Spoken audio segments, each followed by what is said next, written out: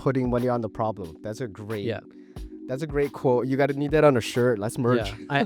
I can't take credit for that one. Somebody told me sometimes you got to turn on the money hose and spray it at a problem. You know, sometimes we want shots to be in there just because they're cool, which I think is fine, but it should be in there to like progress the story forward, in my opinion. I have ideas right now, but I'm like, how do I even like start climbing this fucking mountain again? You know, like Yeah. like being in a room with the 38 people that helped me make the film, that was a better feeling than getting 100K views. What's going on, everyone? Welcome back to another episode of Beyond the Cut. Today we got Matt. I met Matt about a month and a half ago, and it was kind of cool. We actually went to the same school, just years apart, and it was interesting to see his perspective on one school, but also what he's doing outside of that. He has a YouTube channel where he talks about filmmaking. He just recently released a short film, and what he's doing with it outside of just releasing it, like having all the, marketing for it is amazing. I haven't really seen anyone do it the way he does it, and it's kind of cool to just break it down with him and pick his brain. So if you guys do enjoy this, please like and subscribe. Let's get on with the podcast. Yeah, so today I want to talk to you about, obviously your short film, some of the stuff that you do, school and stuff like that. So I think what we'll do to kick it off is we'll watch the short film, and then I got a couple questions. And I know you've done this whole press run for this, That's because I watched okay. the podcast, Creative Gap. I know you've been doing a whole amazing press run, but for my audience, if you guys okay. haven't seen it, we'll watch it real quick.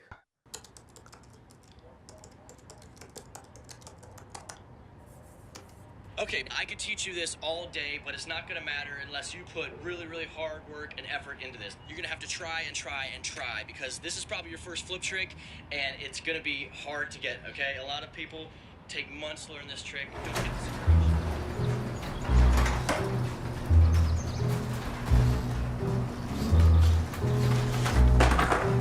Are you still awake? How did I let you slip away? Come and see me only if you think it's safe. I love you like the planet loves the moon, spinning in space. Looking at the shine of your face.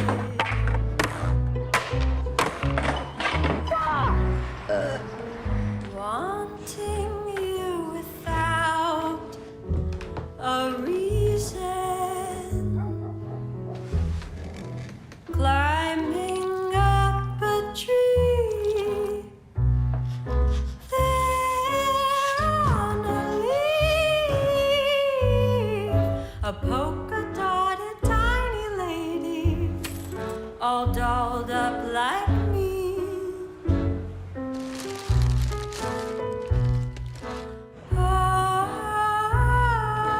Still trying that flip kick? Oh, Get up, try again. ooh, ah, ooh. Are you still awake? How did I let you slip away? Come and see me only if you. I love you like this planet loves the moon.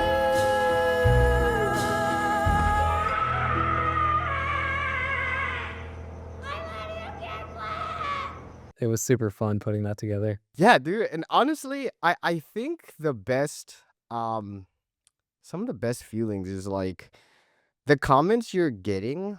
I'm reading through the comments, and it's beautiful. Like dudes who are like 50 commenting like, you took me back 20, 30 years. Like Yeah. it's an incredible feeling. And the amount of time and effort you guys put into this. So this was about 7 months, right? From like start to finish, roughly. You invested $6,500 of your own money, which is More, about it, 7,000. more. That was Oh, a initial. little more.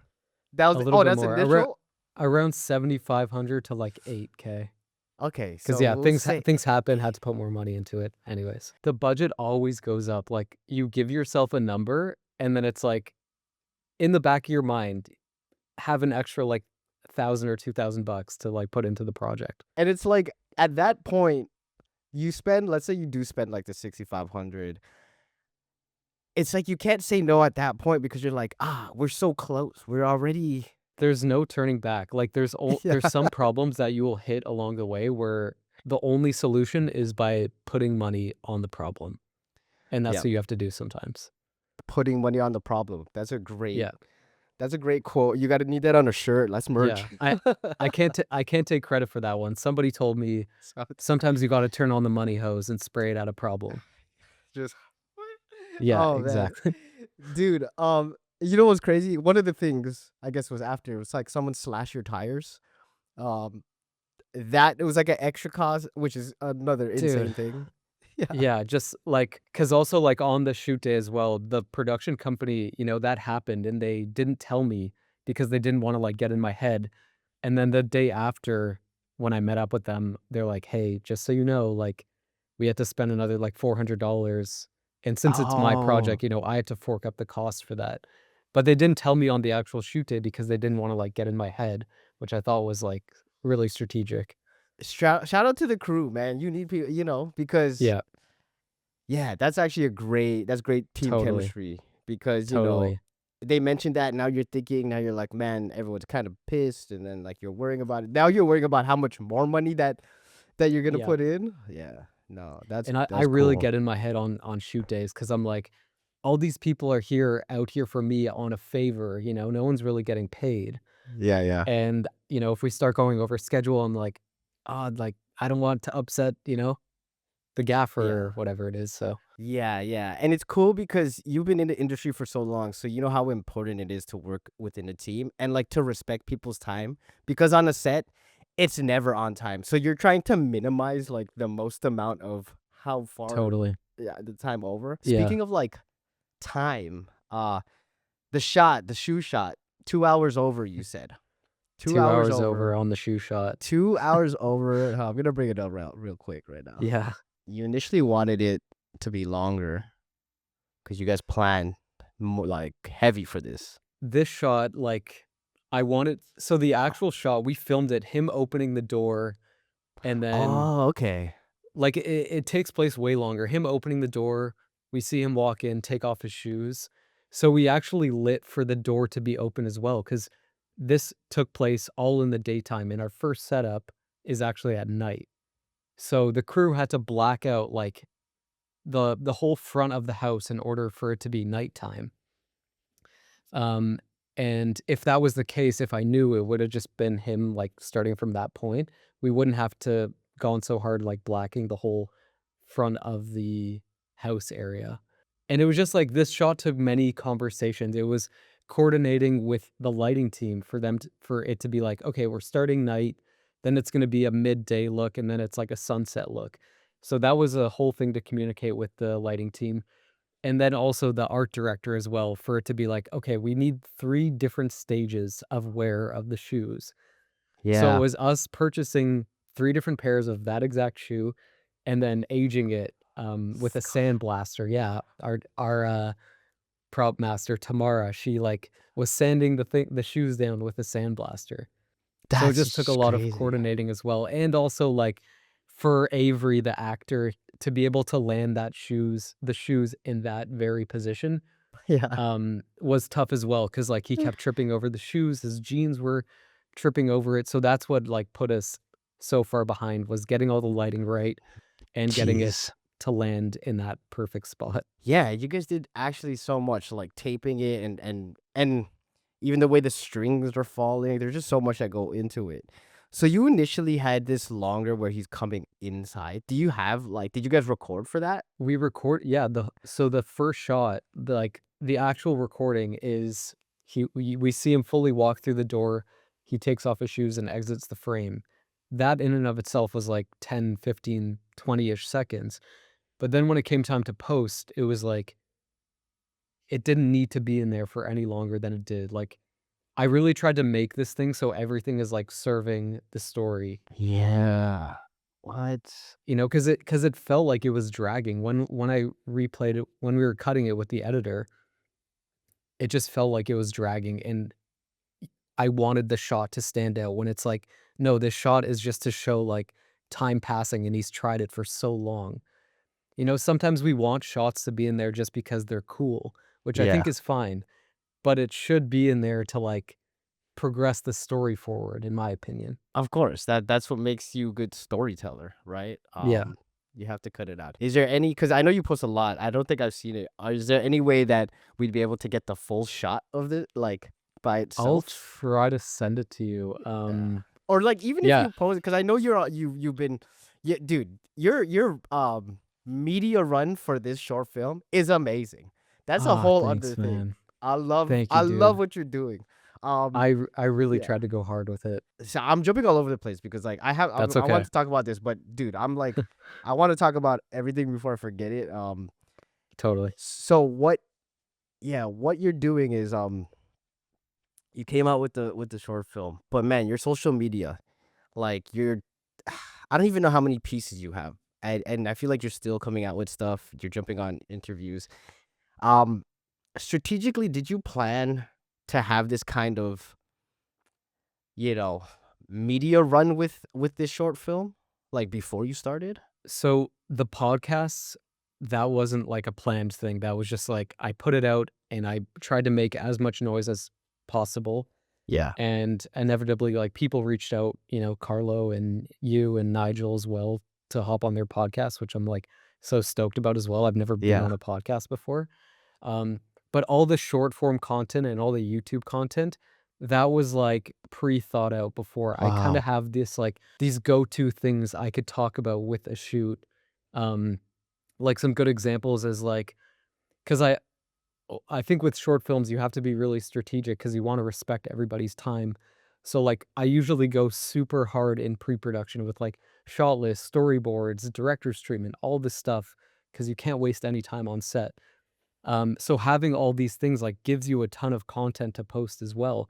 So, like, for example, a post that did really well on Instagram was showing, the location scout photos versus the actual shot we got on the day, and they're the exact same because I pretty much shot the film in post-production with the DP, because you can't have, like, any guessing work. So, yeah, I kinda have these, like, go-to things that I talk about and turn it into short form content, and hopefully it brings eyeballs to the project, which I think it did. It's just cool because I think you mentioned it too. It's like sometimes people will just post, maybe 1 or 2 posts, post it to the story.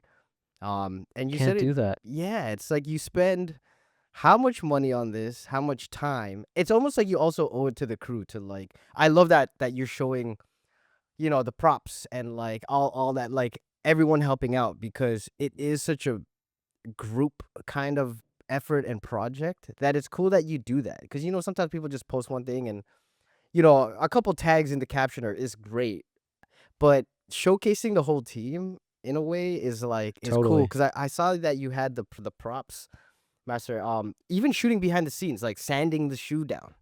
So I was gonna ask, like, are you telling everyone like, hey guys, record some behind the scenes as well, because we might use this for this, or are they just kind of recording, sending it to you because you guys are obviously going back and forth with ideas, and then you're just kind of using it?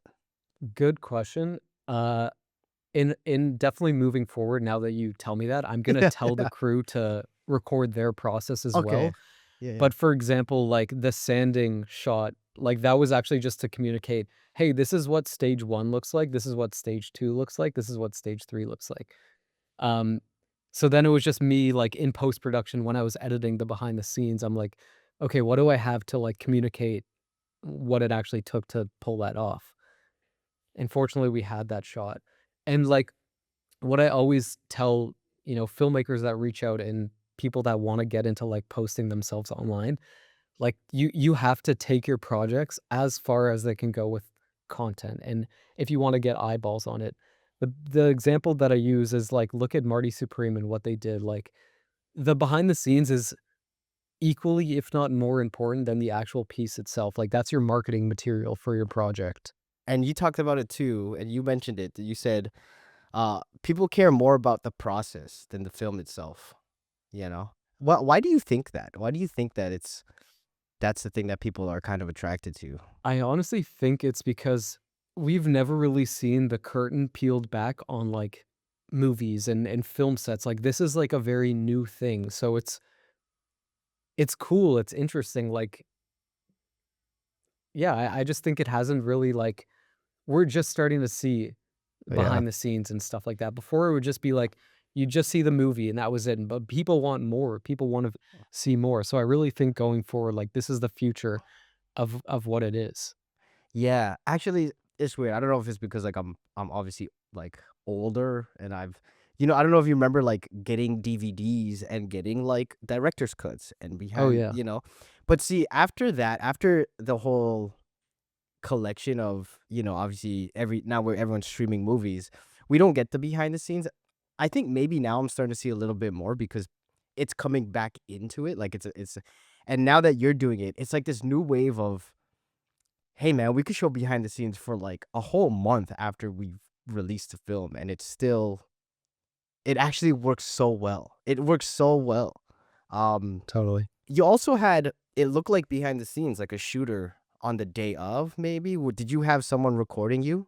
Yeah. So I also tell people that reach out like you have to be filming behind the scenes. You know, if you're trying to market yourself today as like a filmmaker, a director, a DP, whenever you shoot a project, even if it's like a little social media thing, like have a behind the scenes person that's just capturing things. And also, I think like what I should have done in hindsight is just have him like getting shots on iPhone as well. Cause I think iPhone social media clips like do better because they look more like lo-fi. Whereas like as soon as you see like a professional shot on Instagram, you're like, oh, this is an ad. I'm being advertised to.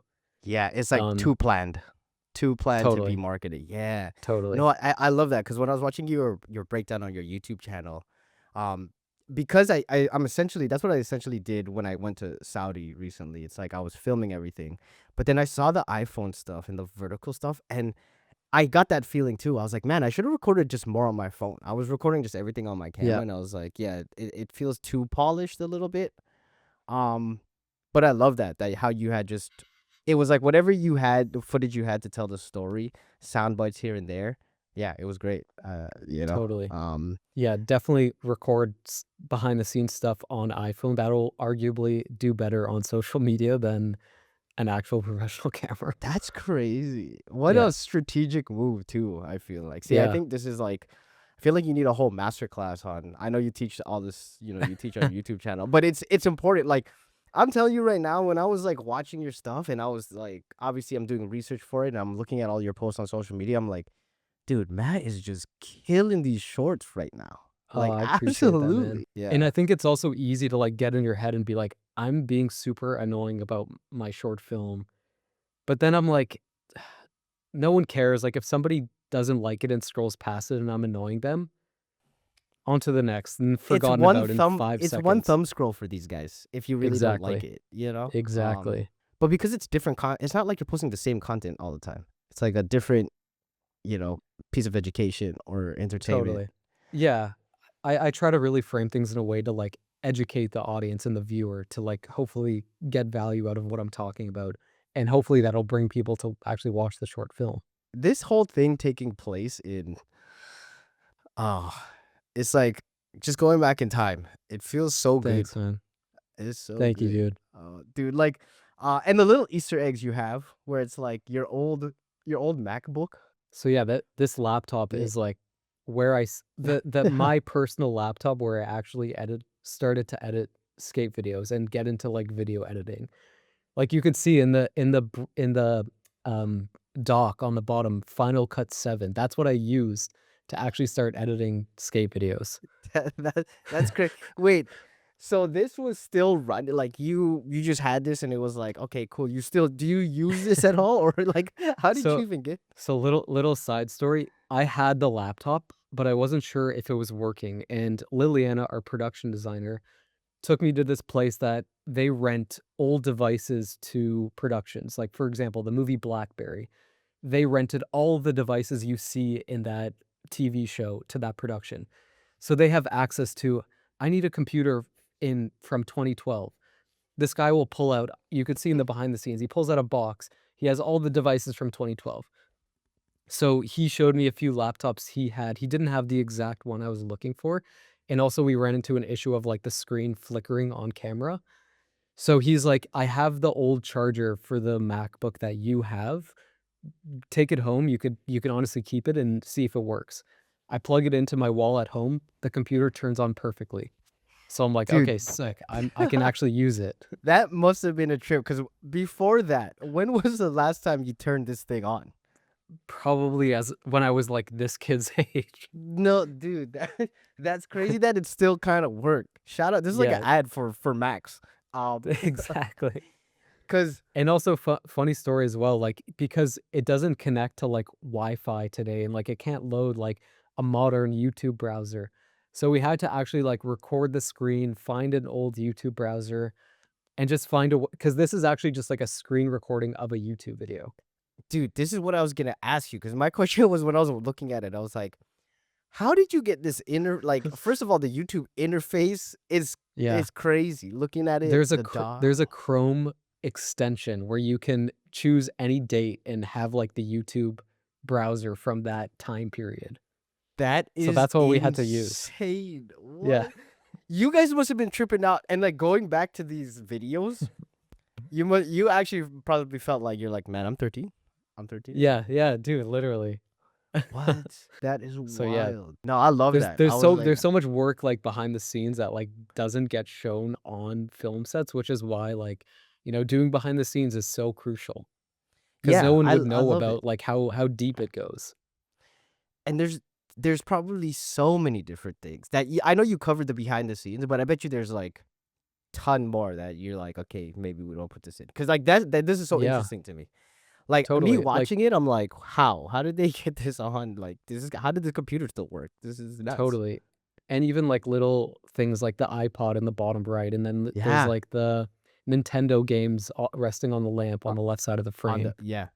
I saw all of it because I was like on this. I was trying to like pick out all the old school stuff, and I was like, this is cool. Where are you guys getting all this? Are you just putting it out there? Is a team like, hey, do you guys have old stuff? Is it a combination of mashup of like Asher Cousins, whatever we could get a hold of from this time period in this era?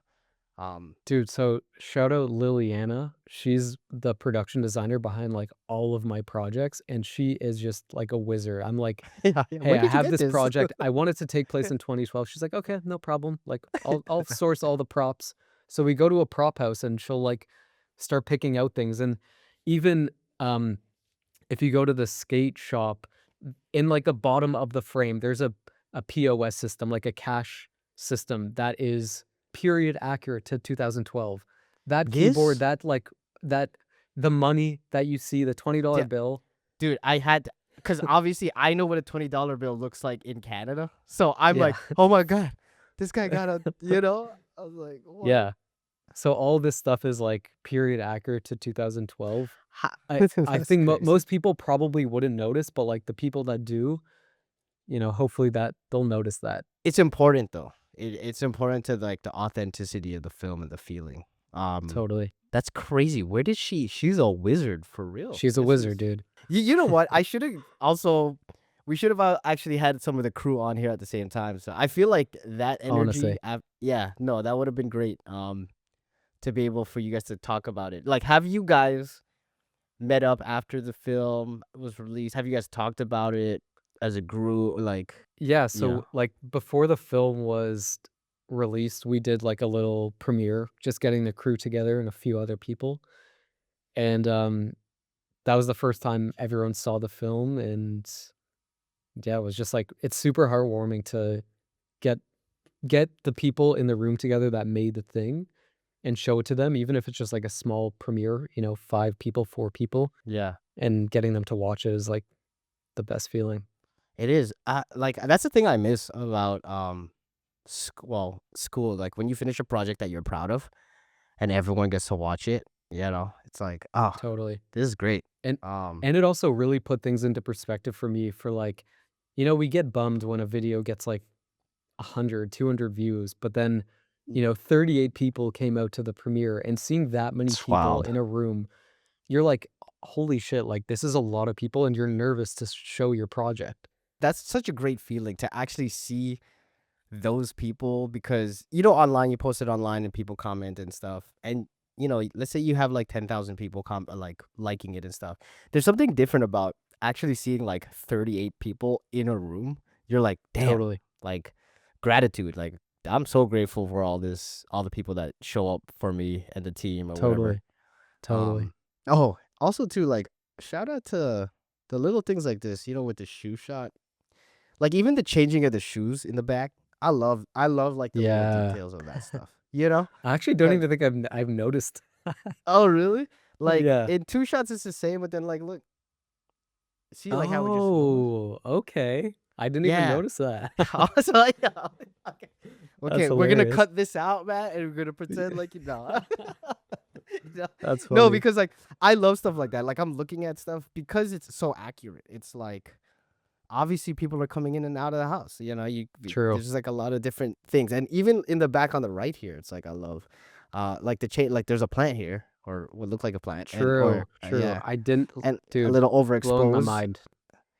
Dude, crazy. Didn't even It's notice like that. yeah, because well, you're also probably this is why you have a team because Yeah. you trust Yeah. them enough to. Okay, yo, I have so much other things that I need to be thinking about, which is actually a question that I wanted to ask you. Um, you did a lot of your, I guess, career, you know. You went from Spark to you went to DP, right?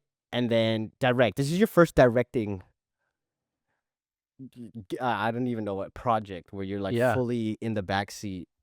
Can you explain to people, kind of like the differences behind it? Because I think now with social media and people just everyone buying a camera, I know me and you come from like this traditional background where we learn a lot of these things, but for a lot of people they're like, oh, I could DOP and direct, and a lot of people can, but I don't think they understand how hard it is to like Yeah. when you're doing this one job, it's like, man, you need like 110% focus on just DPing or just Totally. directing.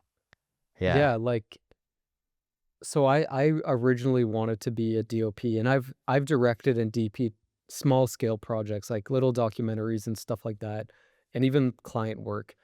But with this one specifically, I wanted once I made a director's treatment. Like I thought of the idea, I made a director's treatment, and I was like, okay, I'm gonna direct and DP this one. But then when it got further and further into the project, I was hanging out with some friends, and another DP friend of mine was there. His name is Mac. And I started to just like pick his brain about the shoe shot because I wanted to do that. And we were just going back and forth like the different ways to go about it. And sort of after that conversation, I was like, I don't think I'll have the capacity to direct and DP this one. So let me try and work with a DP, and I'll just solely focus on directing. And it was actually in the process of finishing the short film and looking back and being like, holy shit, I think I really liked directing a lot more than DPing. Um, and that was like a bit of an identity thing for me as well. Like even to let go of DPing and to hand it off to somebody and say like, this is your thing now. I'm just gonna focus on performance and story and tone. Um, and yeah, it was sort of after the fact of reflecting and being like, okay, I think I like directing because I'm not a crazy technical person. Like I think everyone that has a FX3 and owns a good tool can make something that looks good today. And I think the next step after that, and something I want to challenge myself with, is like telling stories and making people feel a certain way. And that became especially true after seeing all the comments on Get Up Try Again of like the 50-year-old dude that's like, man, this brought me back 30 years. And I'm like, I'm even getting goosebumps talking about that right now, you know?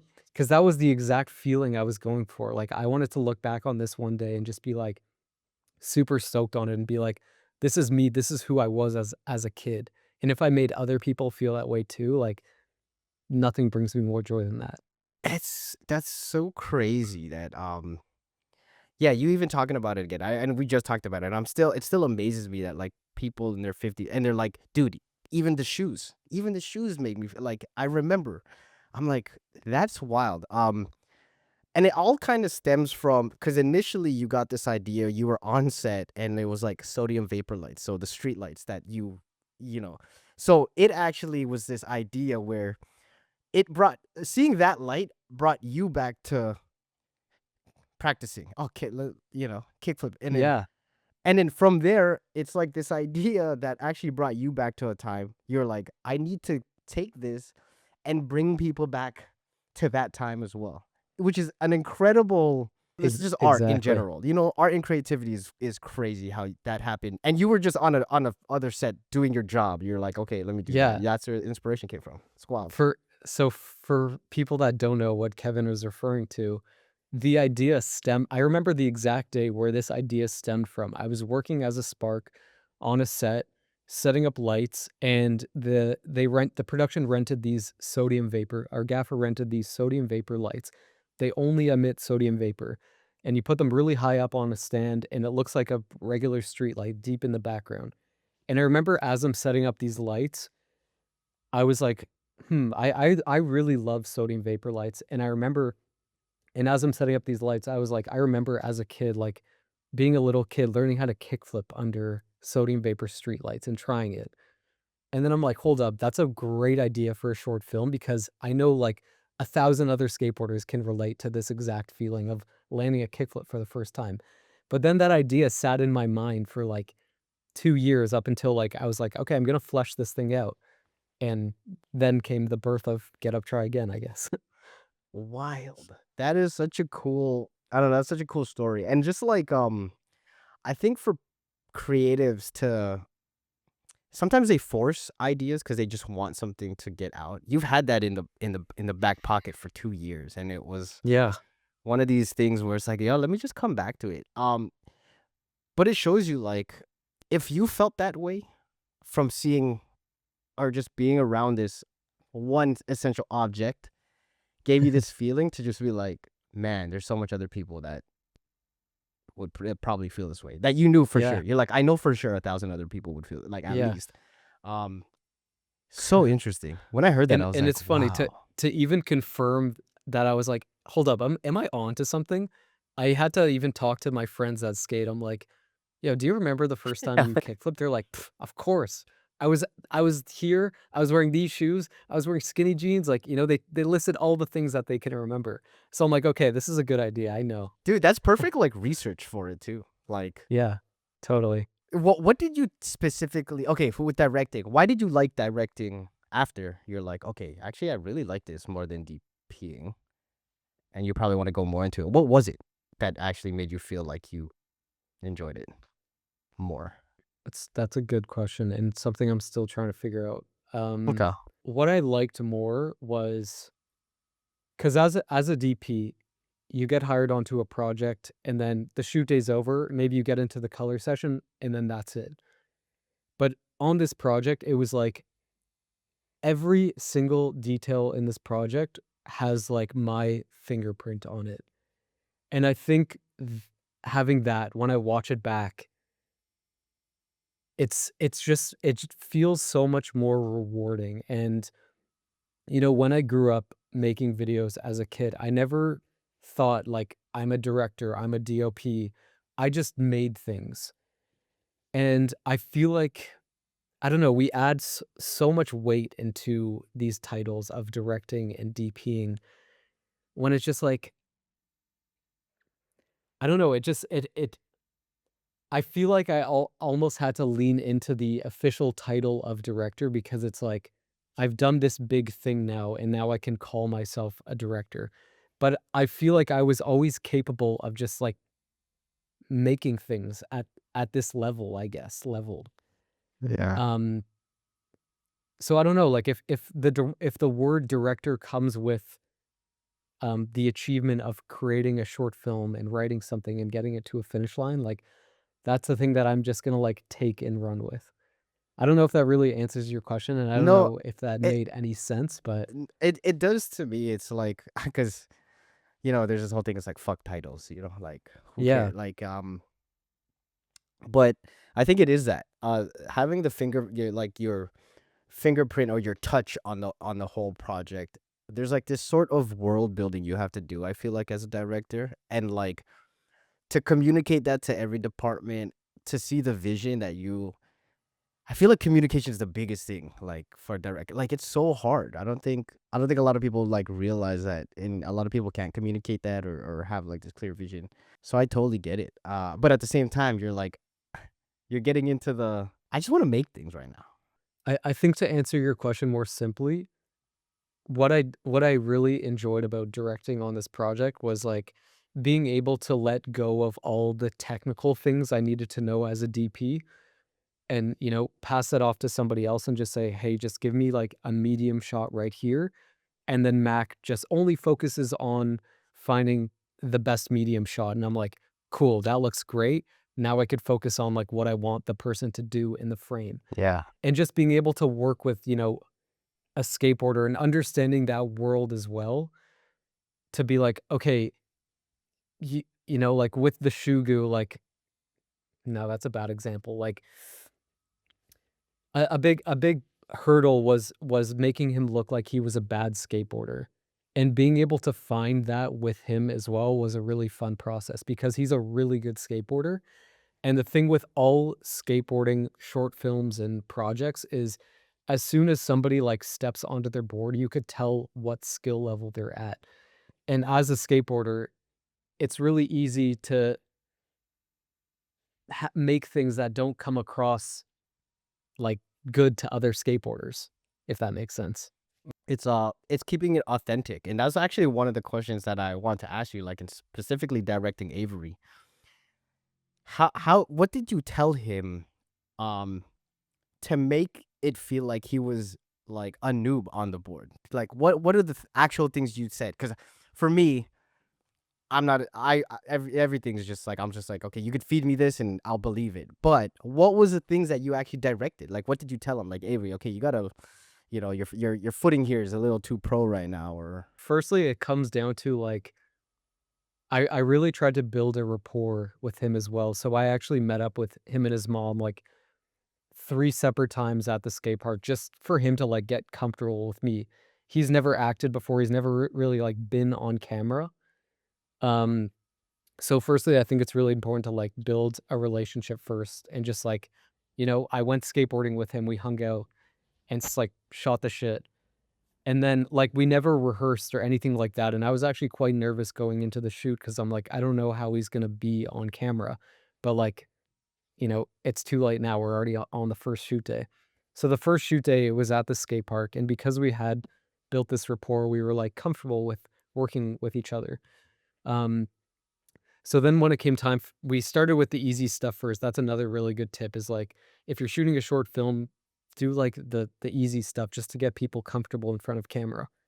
So we started at the skate park and because that's where he's, like, most comfortable, and, he was trying kickflip. He was trying to do the kickflip, like the little jump cut sequence, and he looked way too good on the skateboard, and I'm like, "Shit, this is gonna read as, like, people are gonna know that he knows how to skate, and he's done a kickflip a million times."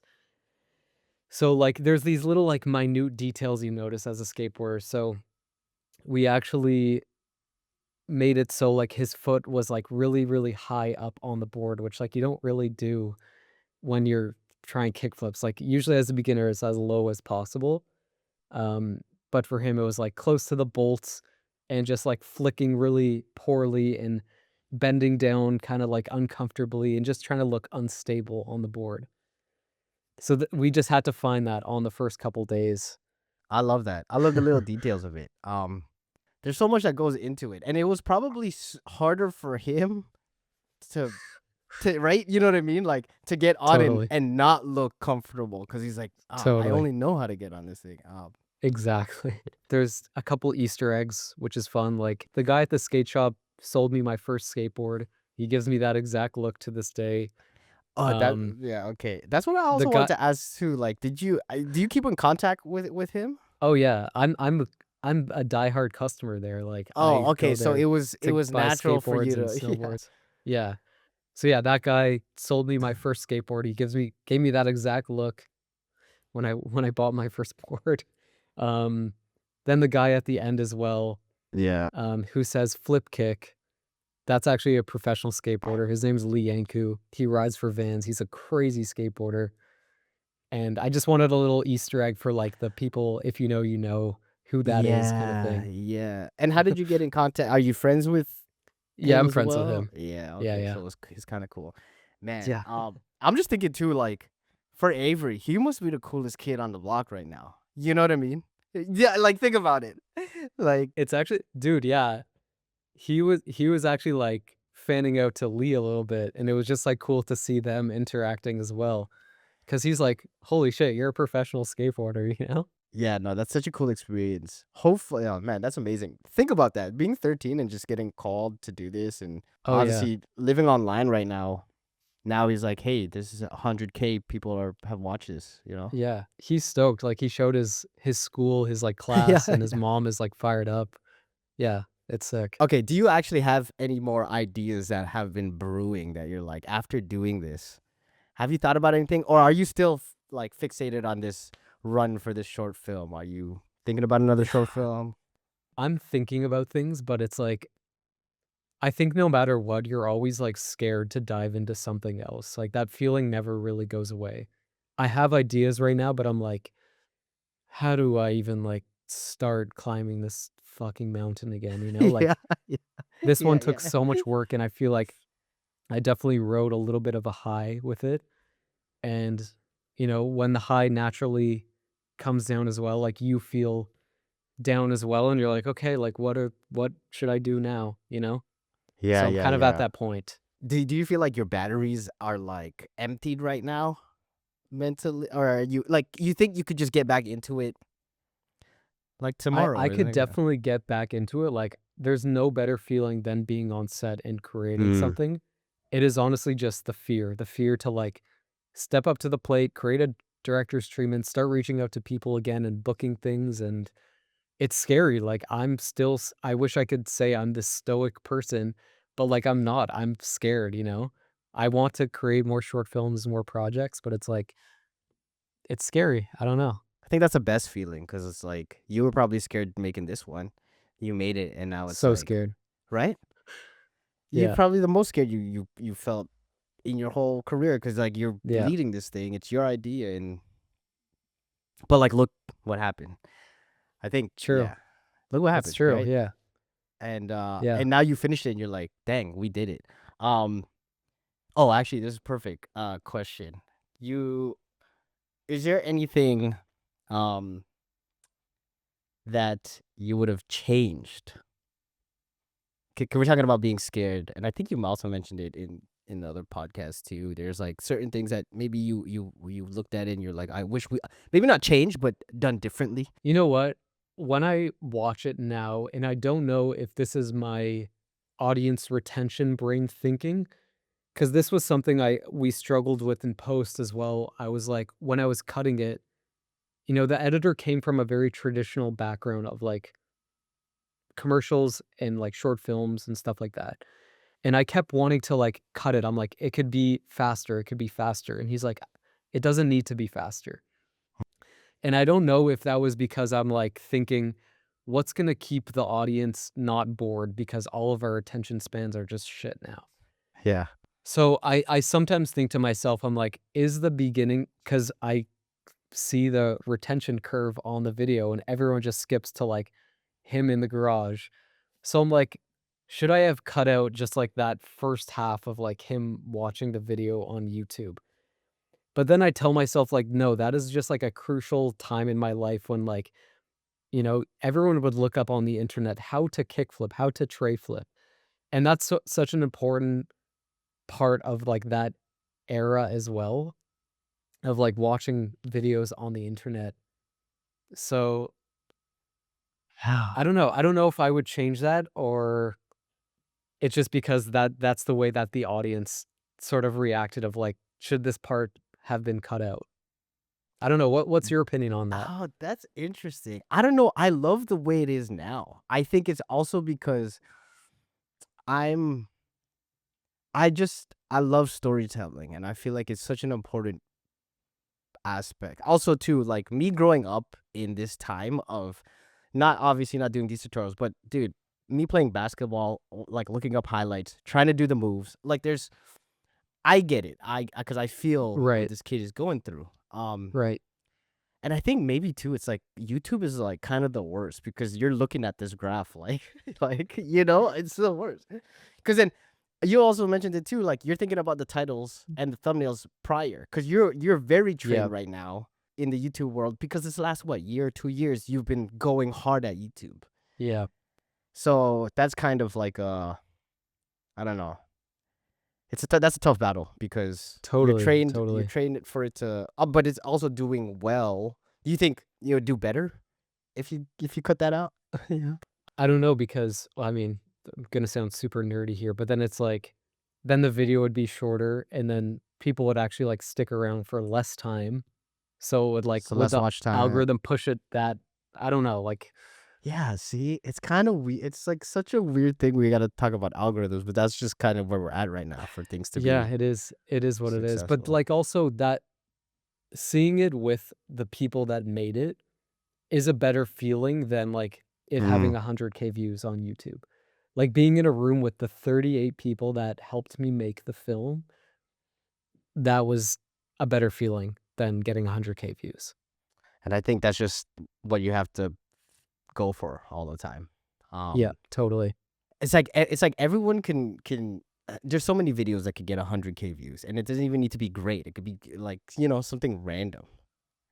But to get like that many people to like work on one thing and do it well is unbelievable. And also going back to your question, like when you're in a room with a live audience, even if it's like two other people, you could feel the energy in the room if something needs to be cut. Mm. And when I was working with the editor, he has his assistant editor, and even like another editor would come into like, what do you think of this? Like just to get their opinions. And we watched it many times, and I've showed it to like my friends with like private screenings, and I didn't feel like that part needed to be cut because their attention was like solely just focused on the project. It's because it's on YouTube and people have the ability to just skip, skip, skip, skip. That's how that maybe I'm thinking like that. With YouTube, yeah, the ability to skip and scroll past things, but also to on YouTube, the first things you get fed is the thumbnail and the title. So if True. you kind of know that this is about to be, you know, landing your first kickflip, it's like people will automatically go into it and like scroll past it. If they see that it looks kind of Exactly. good, then maybe they'll go back and watch it. But True. like when we go into like movie theaters, yeah, you know the title, yeah, you see the kind of the previews, but you kind of just see it and you're like, okay, I have to kind of just watch this. Yeah. It is that the feeding of the title and thumbnail first that I think also ruins that, because it's like if you don't deliver on that, you're off. You're off of Yeah. that video. So it's interesting. Interestingly, like with the title and thumbnail, and for people that do want to like get their short films and videos seen online, like YouTube has a great feature. It's like A/B testing. So when I first posted the film, there was actually 3 different like audiences that I tried to market the film to. So it was like get up, try again, and then in brackets like shot on Sony Venice. So that's to hit on like the filmmaking audience. And then it's like nostalgic skate film, and that's targeting the skateboarding audience, which that one actually like did the best. I forget the other one I did as well, but like I tried 3 different audiences to see which one it would hit on, and it ended up like taking off in the skate lane. So I'm like, okay, if that's where it wants to go, like that's Yeah. what I'm gonna lean into. What? That's interesting. Man, you need a whole YouTube video on this. For like realistically for people, for filmmakers who want to like jump onto YouTube, because Totally. that's so valuable, I feel like. Yeah. That whole thing is. And did you have different thumbnails for the A/B testing, or did you Oh use the yeah. same? Yeah. How I many I iterations do knew you have? no, sorry, actually for the behind the scenes, I tried a few different thumbnails, but I knew like even if the video wasn't doing well, I knew I wanted the shoe shot to be the thumbnail. Like, I Mm. didn't care if another thumbnail was gonna do good. Oh, you I were was like, just like I upset. want this to be yeah, I want Yeah. that to be the thumbnail. Why was that? Was that just be like it just meant so much to you to do that? Was that because that? Probably, yeah. Yeah, yeah.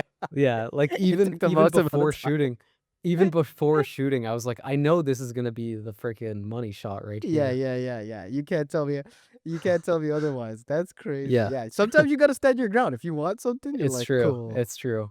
But it ended up, like, working out, so No, that's cool. It's cool that you teach a lot of this stuff too. So for anyone who's watching this, getting into filmmaking, and Matt's YouTube channel is great because it's really focused on the filmmaking aspect. Like thank you, dude. I keep saying traditional, but I know it's not traditional because you're doing, but traditional in the sense that it's not just people like we went to school for it. You know you've been in the industry. You've worked with working with teams. I feel like is such a big thing too, and it's Totally. cool that you teach a lot of that stuff.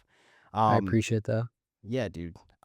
Amazing stuff. Also, okay, so um, do you think going to school for film is important? You know what? Because Kevin and I went to Centennial College, a Yeah. film school program, the same Film and program, actually. it was yours film and broadcasting, or was yours Yeah, just film? Yeah, okay, okay. yeah, it was film and broadcasting, they've since changed it, and honestly, like, in hindsight, it was a waste of time, but I will say the relationships that you build in film school, like, there was, like, I wanna say 6 or 7 people from my film school that worked on Get Up, Try Again, That's amazing. That's actually and amazing. every single one of all my relationships somehow, because you can look at your network as, like, these, like, vines that, like, spread out. All of my relationships that I have in film today somehow, like, link back to somebody I met in film school. So it depends how you wanna slice it. The actual knowledge that I took away in film school, is it applicable to what I do now? No. But are the relationships in the network that I built worth it? You can argue both ways. I think I felt the same way too. It was like the people that really kind of made it. The only thing is like I don't know, maybe one or two still are still doing something in film or broadcasting, or more in broadcasting than film. Um, but it's just not a lot. So it's cool that you have like 6 people on. That must be Yeah, I crazy think even experience. more, like, I don't know how many. There's a behind the scenes photo of, like, the whole Centennial squad working on the short film, so, if anyone's watching this and, like, wants to attend film school, I think you can honestly learn all the technical skills on YouTube, and also, like, I don't know if they're teaching, like, social media in school, which I think is, like, something Ooh, that is so neglected, but, like, so crucial today if you wanna, like, be a filmmaker. that's perfect. One of my questions was gonna ask you like, what are some things you would change at Centennial or in a film program? Its social media aspect is actually pretty big. 'Cause social media is like your marketing, like, that's how people are gonna discover you, that's how your work is gonna be seen, and probably just, like, really if anything, I would probably take a marketing course, like, Yeah. instead of I don't know, like, looking back, I just wouldn't attend film school, I would just go out and try to make projects and experiment on my own, um, so, yeah. I feel like the same too. I think it was I I hope people aren't watching this like, "I don't wanna go because these guys" nah, it's just not for everyone. There's some people that kinda just need that kind of guidance and stuff like that, and the connections too, that some of the teachers had, like, it was kinda cool. I think I learned more about the other departments than I learned about, like, you know, DP and like props and ward like I just never thought of that stuff. So being able to and being forced to do projects where you were that person, like props master, and you're like, ah, I don't know where I'm finding this stuff. So it was cool because you had to do that stuff. But yeah, it was definitely about the connections. Totally. Yeah. I do definitely agree with that as well, like, it's fun because you get to work with other people and you get to find which lane you like most because like you said, you like, for your final exams, it's like you have to go and shoot a short film on 16 mil film, and it's like, what other place are you gonna get to experiment with that? So it Yeah. is really good to like create opportunities and find how you work and that kind of stuff. Yeah. And even like that stuff too. I remember having to develop the film. And then now, like, if you're doing stuff like that, now you know where to go. Maybe you know a couple of the people there Exactly. because you've been doing it. Really cool. Think about Matt coming out of school or that last semester. Um, what would you tell him? That's tough. Hey, you know what? I feel like looking back on my career, and I really try to like channel this into my YouTube channel and stuff, is just don't wait for opportunities. Like that is the thing that held me back so much in my career. I felt like all those years working in lighting out of film school, I was just waiting for somebody to hand me the perfect project and the perfect opportunity and say, "You are a director now. You are a DP now. And here's the Nike commercial that we want you to shoot." When it's like that day is never going to happen. You have to be the one that takes charge and goes out and just shoots their project, create a fake Nike commercial and create that short film that you've been dreaming of. And then from there, the snowball starts to roll down the hill, and people are going to hit you up and say, "Hey, we have this opportunity for you." But you have to be the first one to initiate that, the one to go out and create those opportunities. That's what I would say is like the biggest thing that I've learned looking back on my career.